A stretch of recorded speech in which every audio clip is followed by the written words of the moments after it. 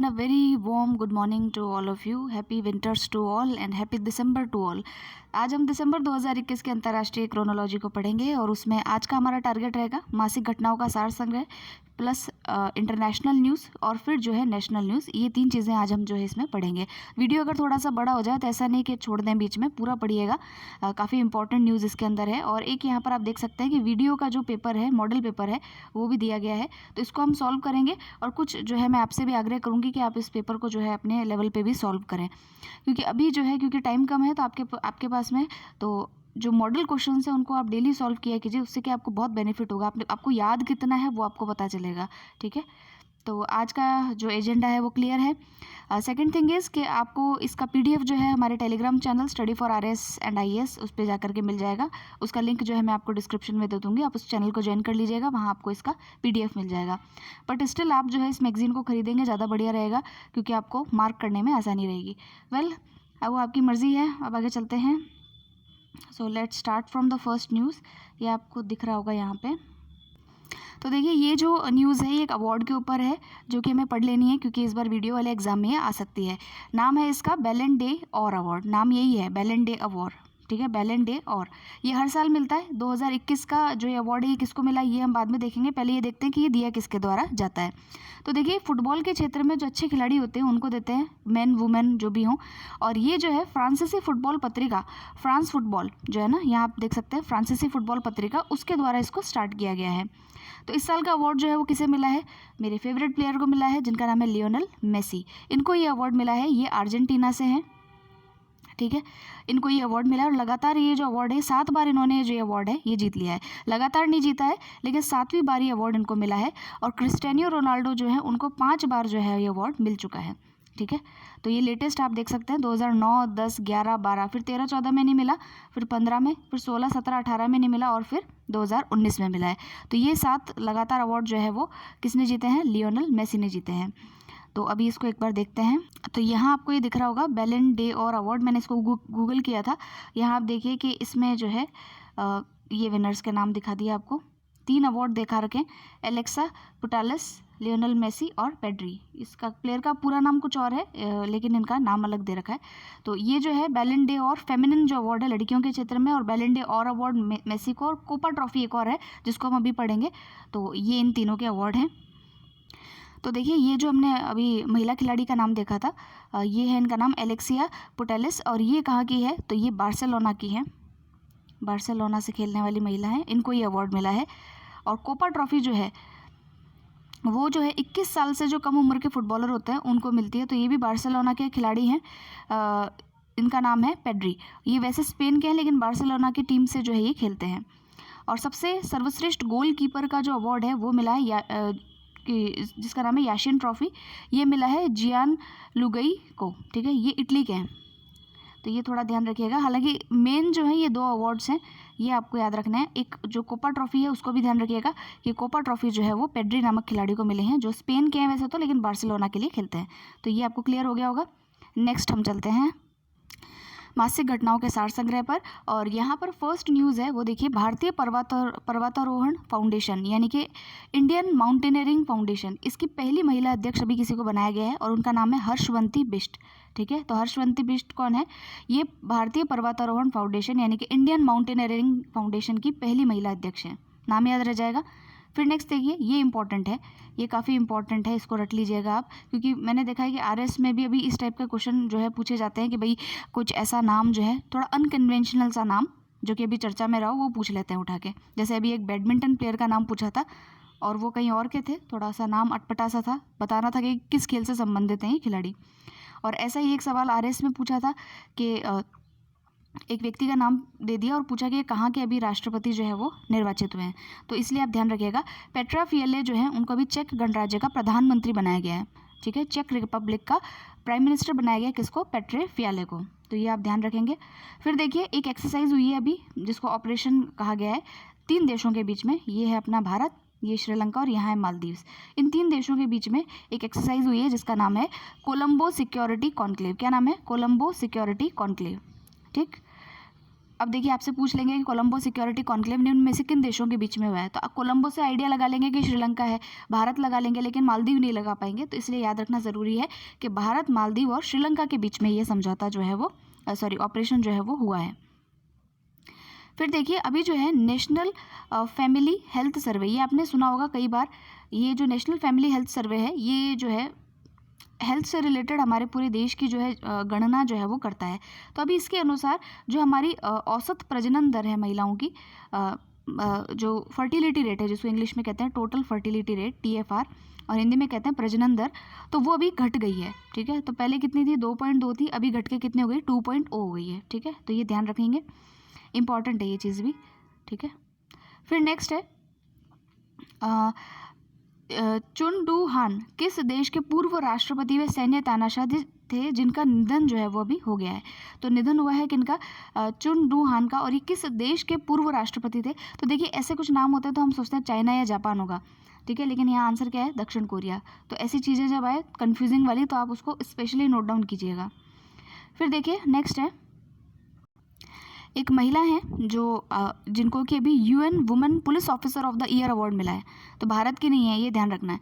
ये है UN women police officer of the year award, ये मिला है नेपाल की सांग्या मल्ला को। ठीक है, सांग्या मल्ला को संयुक्त राष्ट्र के द्वारा इस पुरस्कार से सम्मानित किया गया है, तो ये नाम ध्यान रखेंगे। फिर है संयुक्त राष्ट्र के किस संगठन द्वारा तेलंगाना के पोचमपल्ली गांव को सर्वश्रेष्ठ पर्यटन गांवों में से एक के रूप में जो है चुना गया है। तो ये है अपना संयुक्त राष्ट्र विश्व पर्यटन संगठन, संयुक्त राष्ट्र, ठीक है, वर्ल्ड पर्यटन को बोलते हैं टूरिज्म, और ये संगठन। ठीक है, तो इसके द्वारा जो है अभी हमारे देश का तेलंगाना का पोचमपल्ली गांव जो है उसको सर्वश्रेष्ठ पर्यटन गांवों के रूप में चुना गया है। पोचमपल्ली आपको पता है, पोचमपल्ली की साड़ियाँ आती है, तो उसके लिए भी वो काफ़ी फेमस है, GI टैग मिला हुआ है। ठीक है, तो ये थोड़ा ध्यान रखना है अपने को। और कहाँ का है ये गांव, तेलंगाना का है। ठीक है, फिर नेक्स्ट है नवंबर 2021 में ट्रेस रिश्वत जोखिम मैट्रिक्स में भारत 82वें स्थान पर रहा। इस मैट्रिक्स में किस देश को शीर्ष स्थान प्रदान किया गया है। तो देखिए ये जो रिश्वत जोखिम वाला मैट्रिक्स है, इसके अंदर डेनमार्क को टॉप स्थान मिला है और भारत को मिला है 82 स्थान। तो ये भी ध्यान रखिएगा। देखिए मैं इसलिए कह रही हूँ बार बार कि ये याद रखना, ये याद रखना। आप तो कह रहे हो सभी, ये तो कह रही है हर पढ़ा रही है, वही कह रही है कि ये भी याद रखो, ये भी याद रखो। देखिए इसलिए याद रखिए क्योंकि अभी अगर आप RS वाला एग्ज़ाम का पेपर देखेंगे, जिसने नहीं दिया वो एक बार ज़रूर से देखिएगा। पटवारी वाला जो पेपर देखेंगे तो उसमें डायरेक्ट क्वेश्चन आपके क्रोनोलॉजी से आए हैं। ठीक है, मैं उस पर वीडियो बनाने वाली थी पर मेरे पास टाइम नहीं है, तो उस पर डायरेक्ट क्वेश्चन आपके क्रोनोलॉजी से हैं और ऐसे ही उठा करके पूछा है। उसका कोई सेंस नहीं है उसको पूछने का, सिर्फ उठा करके पूछा है। तो इसीलिए आप एक बार इनको जो है नज़र से घुमाइएगा और कई बार इसका रिवीजन कीजिएगा ताकि आपको ध्यान रहे। ठीक है, एटलीस्ट इसमें से कोई क्वेश्चन आए तो आपका छूटना नहीं चाहिए। 60 पेज तो हैं, अपन इतना तो रिवाइज कर सकते हैं, है ना। तो अब नेक्स्ट चलते हैं। भारत ने किस वर्ष शुद्ध शून्य उत्सर्जन तक पहुंचने का संकल्प COP26 के आयोजन के दौरान जो है वो व्यक्त किया है। तो देखिए भारत ने अपना एक टारगेट तय किया है कि हम यहाँ तक आकर के जो है ज़ीरो एमिशन करेंगे, शून्य उत्सर्जन करेंगे। तो वो है वर्ष 2070 का हमने टारगेट बनाया। 70 तक पहुँचेंगे तो हम एक टारगेट और आगे बढ़ेंगे। ठीक है, फिर देखिए COP26 अभी जो हुआ था इसको हम आगे पढ़ेंगे, जो हमारा नेशनल इंटरनेशनल न्यूज़ आएगा उसमें COP26 पढ़ाया जाएगा, तो वहाँ पर ये लिया गया है। फिर देखिए एक बहुत ही इंपॉर्टेंट बात, रानी गैदनल्यू आदिवासी स्वतंत्रता सेनानी संग्रहालय जो है वो उसकी आधारशिला रखी गई। अब रानी गैदनल्यू के बारे में अगर आप जानते हैं, ठीक है, ये थे तो वैसे नागालैंड के, लेकिन मणिपुर के अंदर भी इन्होंने जो है वो जो भारत छोड़ो आंदोलन है उसके दौरान इन्होंने जो है दोनों भाई बहन ने मिलकर के काफ़ी जो है इनके भाई का नाम जॉर्लोंग ऐसे करके कुछ था, तो उन्होंने मिलकर के इसमें पार्टिसिपेट किया था। और रानी गैदनल्यू जो है उनको इसके लिए जेल की सज़ा भी हुई थी। और जो पंडित जवाहरलाल नेहरू है उस समय जो प्राइम मिनिस्टर थे, उन्होंने इनको जो है आज़ादी के बाद में जो है इनकी रिहाई करवाई थी और रानी का टाइटल भी इनको जवाहरलाल नेहरू ने दिया था। ठीक है, तो अगर आप इनके बारे में इतना कुछ जानते हैं तो आप पता लगा लेंगे कि भाई इनके नाम का अगर कुछ बन रहा है तो कहाँ बन रहा होगा, मणिपुर में बन रहा है। ठीक है, तो मणिपुर में इनके ऊपर जो है वो स्वतंत्रता सेनानी आदिवासी स्वतंत्रता सेनानी संग्रहालय जो है वो बनेगा। ठीक, फिर नेक्स्ट है राष्ट्रीय स्वच्छ गंगा मिशन, भारतीय उच्चायोग और सी गंगा के प्रयासों से गंगा कनेक्टिविटी प्रदर्शनी का आयोजन जो है वो किस देश में किया गया है। तो देखिए ब्रिटेन में किया गया है। ब्रिटेन में भी गंगा की तरह एक मैली नदी हुआ करती थी जिसका नाम था थेम्स। ठीक है, और उसको जो है गवर्नमेंट के प्रयासों से क्लीन कर दिया गया था कुछ ही सालों के भीतर। तो इसीलिए जो है ये गंगा कनेक्टिविटी प्रदर्शनी जो है वो कहाँ पर की गई है, अभी ब्रिटेन में की गई है। तो ये इंपॉर्टेंट क्वेश्चन हो जाता है, इसको मार्क कर लेना। नेक्स्ट हम चलते हैं, एक बुक है जो काफ़ी विवादों में रही है, तो ये तो आपको याद रही जाएगी और ये क्वेश्चन मुझे नहीं लगता आएगा क्योंकि सब बच्चों को ये बुक जो है वो याद रहेगी। नाम है इसका sunrise over Ayodhya, nationhood over in our times. ठीक है, sunrise over Ayodhya, nationhood in our times. अब देखिए अयोध्या के ऊपर है तो राम मंदिर वाला मुद्दा है इसमें, और तो ऐसी किताब कौन लिखेगा, विपक्षी लिखेगा, यानी कांग्रेस के जो है सलमान खुर्शीद जो है उनके द्वारा जो है ये बुक लिखी गई है। तो ये थोड़ा याद करने में आपको ईजी रहेगा। फिर नेक्स्ट हम चलते हैं, वह P-15B स्टेल्थ गाइडेड मिसाइल विध्वंसक पोत, बाप रे क्या भारी नाम है, नहीं, P-15B स्टेल्थ गाइडेड मिसाइल विध्वंसक पोत है, इसका मतलब क्या है, एक शिप है जिसे नेवल डॉकयार्ड ने अभी भारतीय नौसेना में शामिल किया है। उसका नाम बताइए। उसका नाम है INS विशाखापट्टनम। ठीक है, ये इसका नाम है INS विशाखापट्टनम। तो ये ध्यान रखिएगा। P-15 स्टेल्थ का मतलब क्या होता है कि जो रडार से आपके उसके रडार के क्या कहें, उसके सर्विलेंस में जो चीज़ ना आ पाए, छुप जाए, उसको बोलते हैं स्टेल्थ गाइडेड।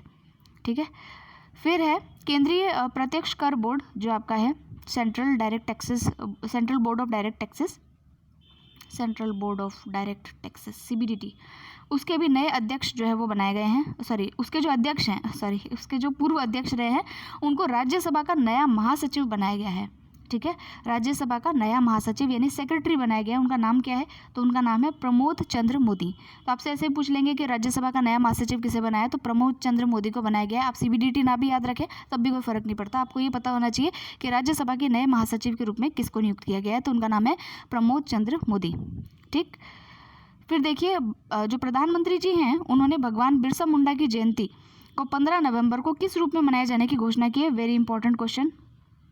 जैसे देखिए एक इम्पॉर्टेंट क्वेश्चन होता है 31 अक्टूबर, इसको हम बनाते हैं नेशनल यूनिटी डे। ये वल्लभ भाई पटेल की जयंती है, तो इसको जो है राष्ट्रीय एकता दिवस मनाया जाता है। उसी तरीके से अभी जो भगवान बिरसा मुंडा है, बिरसा मुंडा के बारे में आप जानते हैं, झारखंड के थे और आदिवासी लोगों को इन्होंने जो है संगठित किया था और काफ़ी मतलब इनकी दर्दनाक तरीके से जो है मृत्यु हुई थी उसमें अंग्रेज़ों के द्वारा। तो भगवान बिरसा मुंडा काफ़ी कम एज के अंदर जो है इनको शहीद हो गए थे और भगवान का दर्जा इसीलिए इनको दिया गया है। तो देखिए 15 नवंबर को जो है इनकी जयंती आती है और उसको जो है जनजातीय गौरव दिवस के रूप में मनाया जाएगा। तो अब आपसे पूछ लेंगे जनजातीय गौरव दिवस कब मनाया जाएगा, तो आपको पता होना चाहिए वो मनाया जाएगा 15 नवंबर को। इंपॉर्टेंट क्वेश्चन है। ठीक है, 26 नवंबर को क्या मनाया जाता है ये आप मुझे कमेंट सेक्शन में बताएंगे। फिर नेक्स्ट देखिए SCO जो है यानी शंघाई सहयोग संगठन। अब देखिए शंघाई में ही पूरा नाम पता है कि शंघाई कहाँ पर है, चाइना में। तो यानी कि SCO जो है चाइना की उससे इनिशिएटिव से इसको बनाया गया था। कब बनाया गया था वो ईयर आपको पता होना चाहिए, आप कमेंट सेक्शन में लिखेंगे। इसका हेडक्वार्टर कहाँ है, तो हेडक्वार्टर इसका बीजिंग के अंदर है। अभी इसकी 20वीं बैठक हुई है और वो बैठक कहाँ पर हुई है, कजाकिस्तान में हुई है। ठीक है, ऐसे जब भी संगठन आए, जैसे कि मान लीजिए ब्रिक्स आता है आपके सामने, मर्कसर नाम का संगठन है, ठीक है, ओपेक है, इस तरीके के जब भी कोई संगठन आपके दिमाग में या जब भी आपको सामने देखने को मिले तो प्लीज़ उनके जो भी मेंबर्स हैं उनको आप एक बार ज़रूर से देख लीजिएगा। ये बहुत ही इजी जो है क्वेश्चंस होते हैं। अगर इनमें से कोई क्वेश्चन आपको पूछ लिया जाए किसी एग्जाम में, आपका रॉन्ग नहीं होना चाहिए। तो देखिए इसकी 20वीं बैठक कहाँ पर हो रही है, कजाकिस्तान में हो रही है। फिर नेक्स्ट देखिए एक जो हबीबगंज रेलवे स्टेशन है, कहाँ पर है ये, तो ये मध्य प्रदेश के अंदर है। ठीक है, मध्य प्रदेश में भोपाल के अंदर ये जो है हबीबगंज रेलवे स्टेशन पड़ता है। तो वहाँ अभी इस स्टेशन का नाम चेंज किया गया है और नाम रखा गया है इसका रानी कमलापति रेलवे स्टेशन। रानी कमलापति कौन थी, तो ये अंतिम हिंदू रानी थी भोपाल की।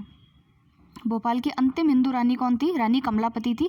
और ये जो है गौंड साम्राज्य था वहाँ पे, तो वहाँ के राजा की ये जो है मिसेस थी और इसलिए उनके नाम पर इसका नाम रखा गया है रानी कमलापति रेलवे स्टेशन।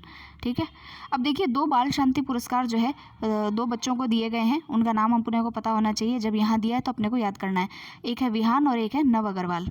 ठीक है, फिर है भारत ने अपना पहला जो घास संरक्षण क्षेत्र है उसको घोषित किया है। तो पहला घास संरक्षण क्षेत्र भारत का कौन सा है, तो वह है रानीखेत के अंदर। रानीखेत है कहाँ पर है, अल्मोड़ा उत्तराखंड में। ठीक है, उत्तराखंड के अंदर जो है रानीखेत नाम की जगह है, वो भारत का पहला घास संरक्षण क्षेत्र है। ये अपने को ध्यान रखना है। अब देखिए एक 3 दिवसीय समारोह था। अभी जब आप इस मैगजीन को पढ़ेंगे तो आप फर्स्ट पेज दोबारा से देखिएगा, उसमें लिखा है राष्ट्र रक्षा समर्पण पर्व। ये 3 दिवसीय पर्व था और इसका आयोजन कहाँ किया गया? तो उत्तर प्रदेश के झांसी में किया गया था। इसको ऐसे ही पढ़ना है आपको कि राष्ट्र रक्षा समर्पण पर्व जो है इसका आयोजन अभी कहाँ किया गया था? तो उत्तर प्रदेश के झांसी में किया गया था।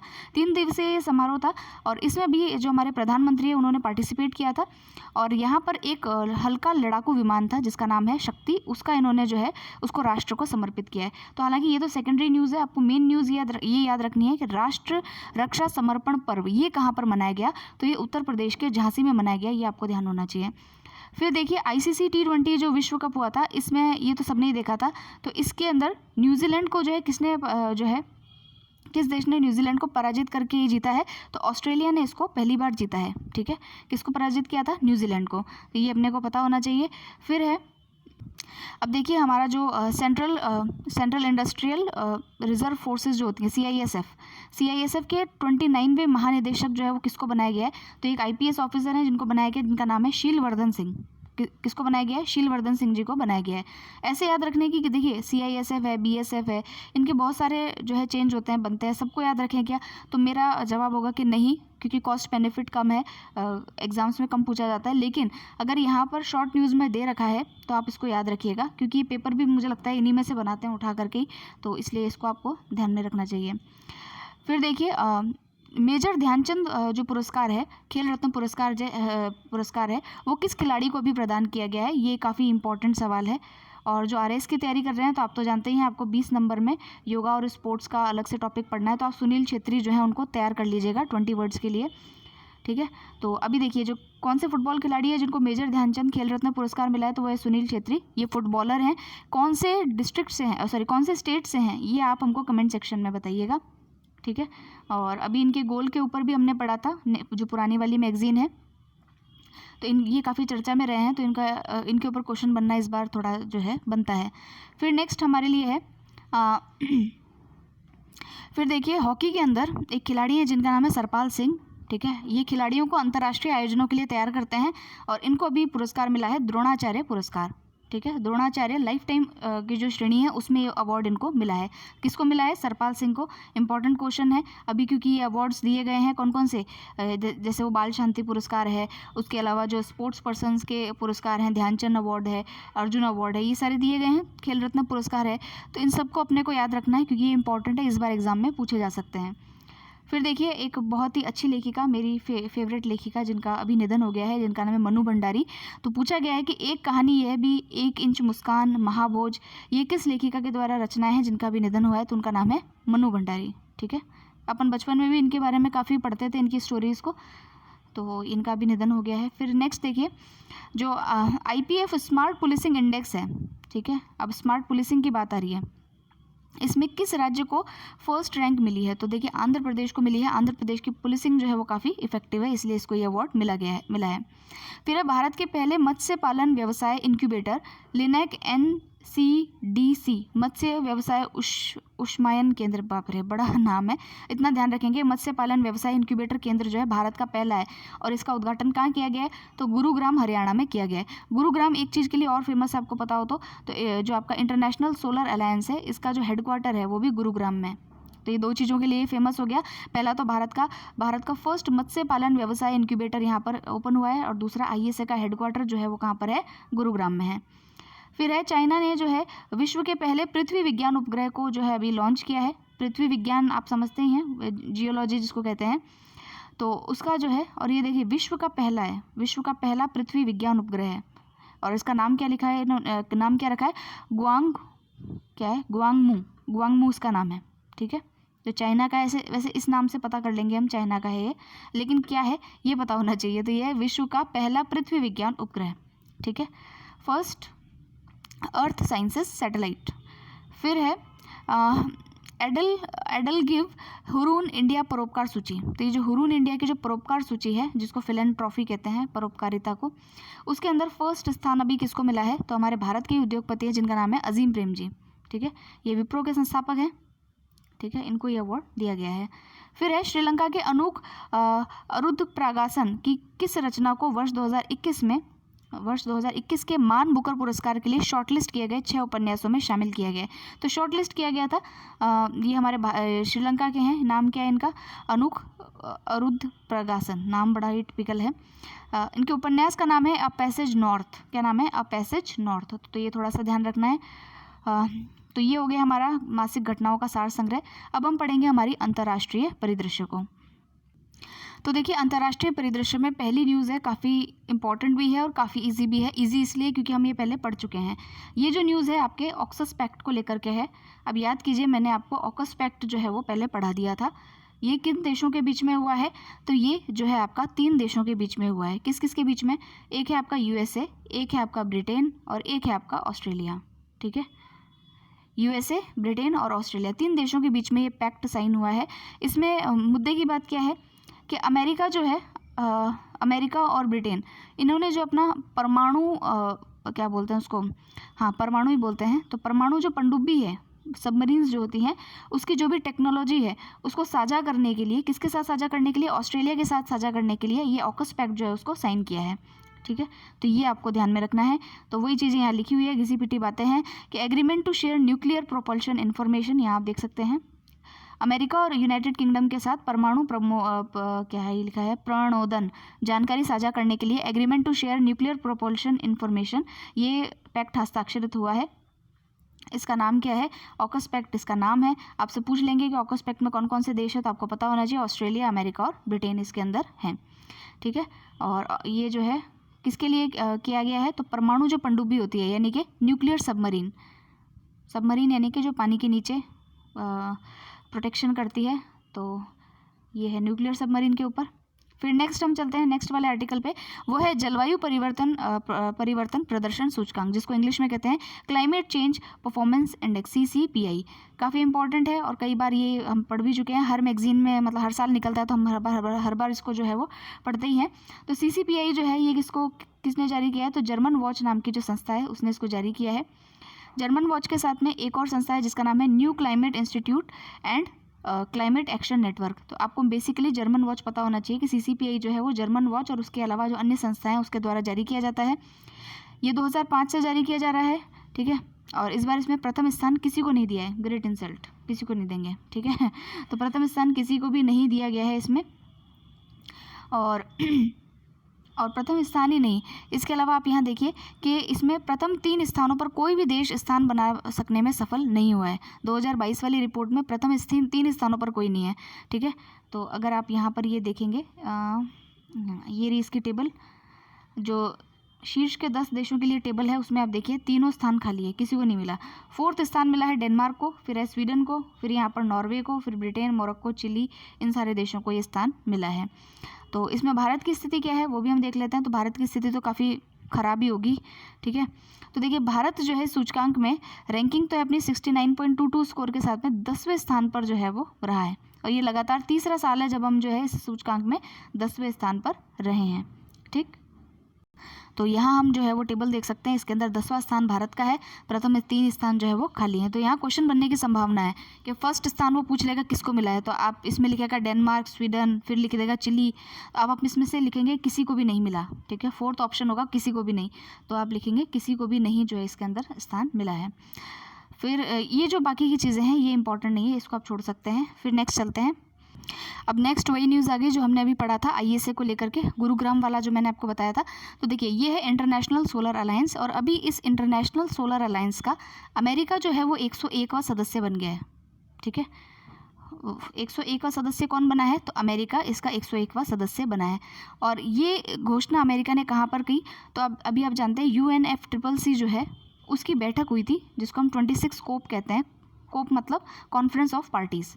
ठीक है, तो COP 26 जो हुआ था वहाँ पर जो है अमेरिका ने डिक्लेयर किया कि वो भी इसका सदस्य बनेगा। और यहाँ पर जो देखिए एक डिक्लेरेशन है, घोषणा पत्र है, उस पर साइन किए गए हैं, और उस घोषणा पत्र का नाम है वन सन एक सूर्य घोषणा पत्र। हिंदी में बोलेंगे एक सूर्य घोषणा पत्र, वन सन डिक्लेरेशन, एक सूर्य घोषणा पत्र। ठीक है, तो आप ध्यान रखिएगा कि एक सूर्य घोषणा पत्र, इसकी जो अनाउंसमेंट है वो 26वां जो कोप हुआ है वहाँ पर किया गया था। ठीक है, अब देखिए इनका जो मुख्य बात क्या है, इसकी जो ISA जो बना गया है, इंटरनेशनल सोलर अलायंस जो बना गया है, पहले तो इसका मुद्दा यही था कि भाई जो भी कर्क रेखा और जो आपका मकर रेखा और इनके बीच में जो आते हैं भूमध्य रेखा, इनके बीच में जो देश आते हैं वो इसके सदस्य बनेंगे। और ये जो है आपका जो सोलर एनर्जी है, यानी कि जो आपका क्या बोलते हैं सोलर एनर्जी को, सूर्य से जो प्राप्त एनर्जी है, अक्षय ऊर्जा जो है उसके क्षेत्र में जो है कार्य करेंगे और धीरे धीरे जो है अपने आप को अक्षय ऊर्जा की तरफ जो है वो डेविएट करेंगे। ये इसका उद्देश्य था। और अभी इसके अंदर जो है कई सारे देश और भी जुड़ गए हैं। ये वैसे तो भारत और फ्रांस ने मिलकर के, इंडिया और फ्रांस ने मिलकर के इसको स्टार्ट किया था, लेकिन अब इसके देशों की संख्या कितनी हो गई है, 101 हो चुकी है। ठीक है, अब देखिए ये जो है क्या है, ISA क्या है, एक अंतर सरकारी संगठन है जिसका प्राथमिक कार्य वित्त पोषण एवं प्रौद्योगिकी की लागत को कम करके विश्व भर में सौर ऊर्जा के विकास को जो है वो प्रेरित करना है। अगर ISA के ऊपर आपके क्वेश्चन आ जाए तो आप इसमें ये लिख सकते हैं। इसमें और चीज़ देखिए आप कि इसमें एक नाम और इन्होंने दिया है, COP26 में संयुक्त राज्य अमेरिका भी GGIOSOW यानी कि green grid initiative, one sun one world and one grid, एक सूर्य और एक ही ग्रिड और एक ही विश्व, ठीक है, ऐसा करके इन्होंने एक इनिशिएटिव लॉन्च किया है। तो उसके अंदर ये शामिल हुआ है। तो ये जो इनिशिएटिव है जिसमें कहा गया है one sun one world and one grid, इसके संचालन समिति में 5 सदस्य हैं जिसमें भारत भी एक है। अमेरिका, ऑस्ट्रेलिया, फ्रांस, UK और भारत ये इस संचालन समिति में जो है वो सम्मिलित हैं। तो ये आपको मुझे लगता है समझ में आ गया होगा कि ISA का मुद्दा क्या है। ठीक है, और इसका जो हेडक्वार्टर है वो हमारे गुरुग्राम के अंदर है, ये आपको ध्यान रखना है। नेक्स्ट आर्टिकल पे हम चलते हैं। सो अब देखिए नेक्स्ट न्यूज़ इंपॉर्टेंट भी है, लेकिन सारी चीज़ें इसमें इंपॉर्टेंट नहीं है। मैं आपको बताती हूँ क्या क्या इसमें जो है आपको पढ़ना चाहिए। पहली चीज़ तो ये कि प्रधानमंत्री नरेंद्र मोदी जो है उनकी 5 दिवसीय विदेश यात्राएं जो है वो स्टार्ट हुई हैं। तो ये हमको नहीं पता याद रखना है कि कहाँ कहाँ वो गए थे, लेकिन ये पता करना है कि किस किस इंपॉर्टेंट बैठक में उन्होंने जो है वो पार्टिसिपेट किया था।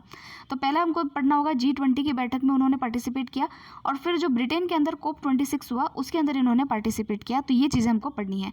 तो अब ये 5 देश जो हैं वो कहाँ कहाँ गए, तो देखिए इसमें ऑब्वियस सी बात है, ब्रिटेन गए थे, वेटिकन सिटी है, ठीक है, रोम है, इटली है, और ब्रिटेन है, वो तो मैंने आपको बता ही दिया। तो इस प्रकार के जो है ये पूरे नाम आपको ध्यान नहीं रखने हैं। मतलब काम की न्यूज़ क्या है कि G20 शिखर सम्मेलन और COP26 जो है वो आपको पढ़ना है। तो यहाँ हम देखते हैं, यहाँ चलते हैं इसमें सीधा G20 शिखर सम्मेलन। तो देखिए G20 का शिखर सम्मेलन कहाँ पर संपन्न हुआ, इटली में हुआ। क्या भारत इसका सदस्य है क्या? तो हाँ बिल्कुल, G20 का जो सदस्य है वो भारत भी है। इसमें 19 तो देश हैं और एक आपका यूरोपीय संघ है। ठीक है, 19 तो देश हैं और क्या है, यूरोपियन यूनियन भी है।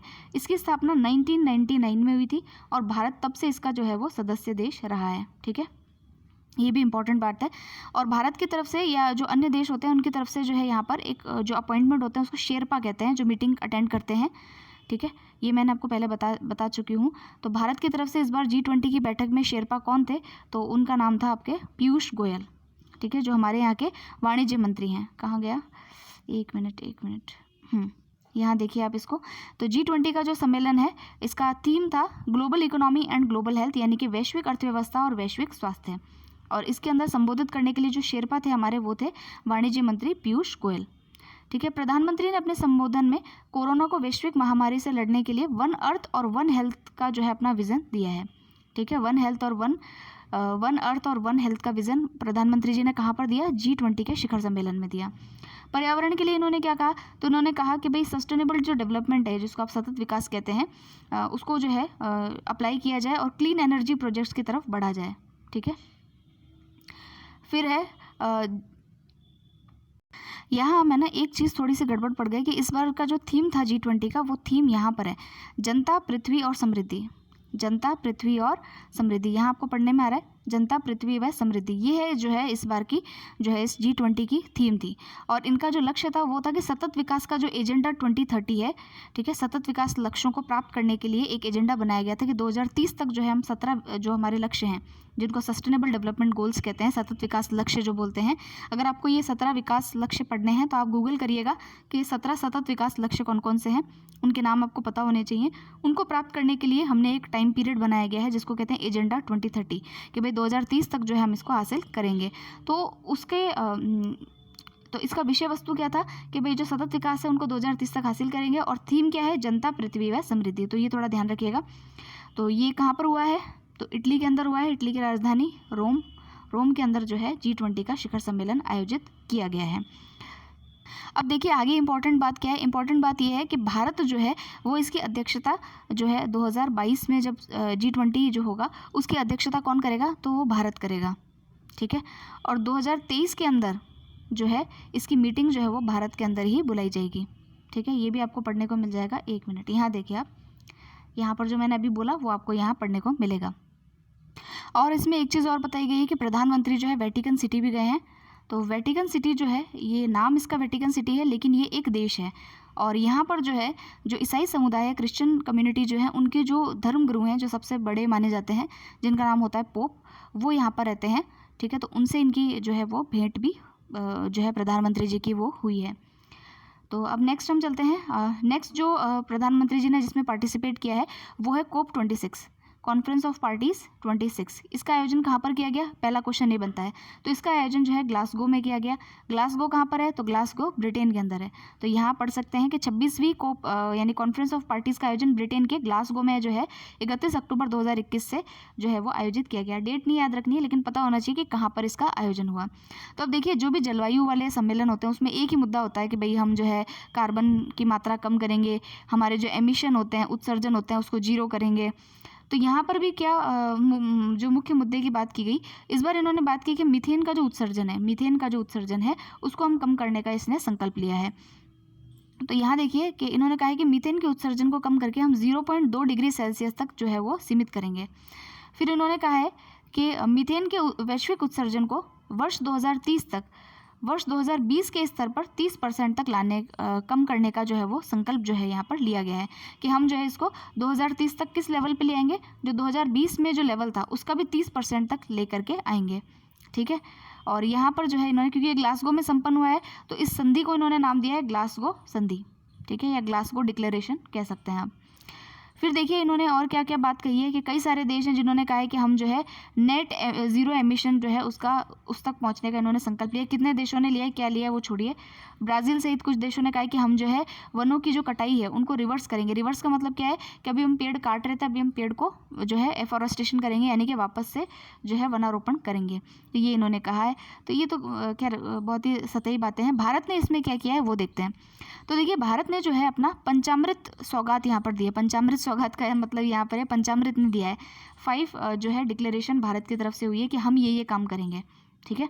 तो पहला काम भारत क्या करेगा, भारत ने कहा है कि भारत वर्ष 2030 तक अपनी जीवाश्म यानी कि फॉसिल फ्यूल सहित ऊर्जा क्षमता को 500 गीगावाट तक पहुँचाएगा, ठीक है। तो हमारी ऊर्जा क्षमता जो है जो जीवाश्मों पर डिपेंडेंट है, यानी फॉसिल फ्यूल्स पर, यानी जैसे कोयला है, लकड़ी है, पेट्रोलियम है, इनको घटा करके हम क्या करेंगे जो है 500 गीगावाट तक लेकर के आएंगे, ठीक है। यानी कि जो जीवाश्मों से ऊर्जा है उसको डिक्लाइन करेंगे, कम करेंगे। फिर भारत जो है 2030 तक अपनी 50% ऊर्जा ज़रूरतें जो है वो रीन्यूएबल एनर्जी से जो है वो पूरी करेगा। यहाँ पर देख सकते हैं, रिन्यूएबल यानी कि अक्षय ऊर्जा से। फिर है भारत 2030 तक कुल प्रोजेक्टेड कार्बन एमिशन में 1 अरब टन की जो है वो कमी करेगा। भारत वर्ष 2030 तक अपनी अर्थव्यवस्था की कार्बन इंटेंसिटी को 45% से भी कम करेगा। और भारत जो है 2070 तक कार्बन उत्सर्जन को नेट जीरो करने का लक्ष्य हासिल करेगा। ये काफ़ी इंपॉर्टेंट है, देखिए बोल्ड लेटर्स में भी लिखा है, ये हम पहले भी पढ़ चुके हैं कि 2070 तक जो है हम हमारा नेट एमिशन को क्या कर देंगे, ज़ीरो कर देंगे। अब देखते हैं 2070 आएगा तब का तब देखा जाएगा, नहीं।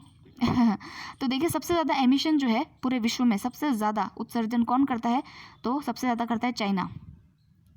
फिर कौन करता है, तो फिर करता है यूएसए। और तीसरे पे कौन है, तो तीसरे पे है इंडिया, हमारा प्यारा भारत, ठीक है। तो इसीलिए हमने कहा है कि हम 2070 तक जो है हमारा एमिशन यानी उत्सर्जन जो है उसको कितना कर देंगे, ज़ीरो कर देंगे। फिर ठीक है, नेक्स्ट हम चलते हैं ग्लोबल ड्रग पॉलिसी इंडेक्स के ऊपर।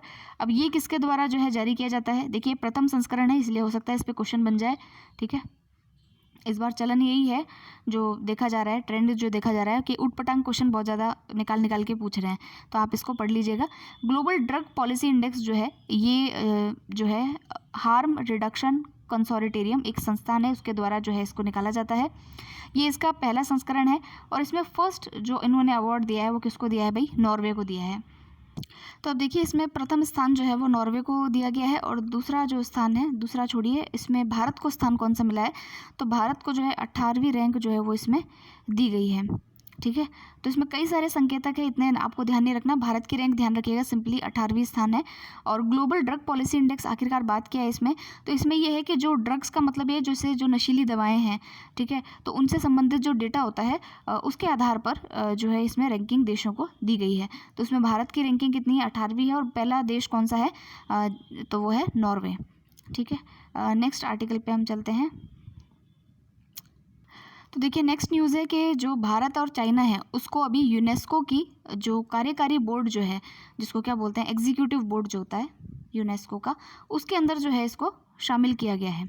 ठीक है, तो कार्यकारी बोर्ड में किन 2 देशों को शामिल किया गया है? तो भारत और चाइना को जो है वो शामिल किया गया है। उसके अलावा कई और देशों को भी शामिल किया है, जिनका नाम हम पढ़ लेते हैं। पहले हम ये देखते हैं कि इसमें कार्यकारी जो बोर्ड होता है ये एक तरीके से क्या कहें उसको, जो यूनेस्को है, यूनेस्को क्योंकि आप जानते हैं कि यूएन की एक संस्थान है। ठीक है, तो ये एक जो है संवैधानिक अंगों में से एक है। जो ये कार्यकारी बोर्ड जो है वो संयुक्त राष्ट्र का जो संवैधानिक अंग है उसमें से एक है, यानी कि काफ़ी प्रतिष्ठित ये बोर्ड हुआ करता है। और इसके अंदर जो है 58 सदस्य टोटल होते हैं। इस एग्जीक्यूटिव जो बोर्ड है, ये कार्यकारी बोर्ड है, इसमें 58 सदस्य होते हैं। और वो कई देशों के मतलब जो रीजन होता है, जैसे कि मान लीजिए उत्तरी अमेरिका, दक्षिणी अमेरिका, और जो हमारा वाला एरिया है उसको एशिया प्रशांत वाला क्षेत्र कहते हैं, तो वहाँ से जो है इनको नियुक्त किया जाता है। और कार्यकाल कितना रहता है? तो 4 सालों के लिए प्रत्येक देश का कार्यकाल रहता है। तो अभी 6 सदस्यों को चुना गया। 6 में कौन कौन से हैं?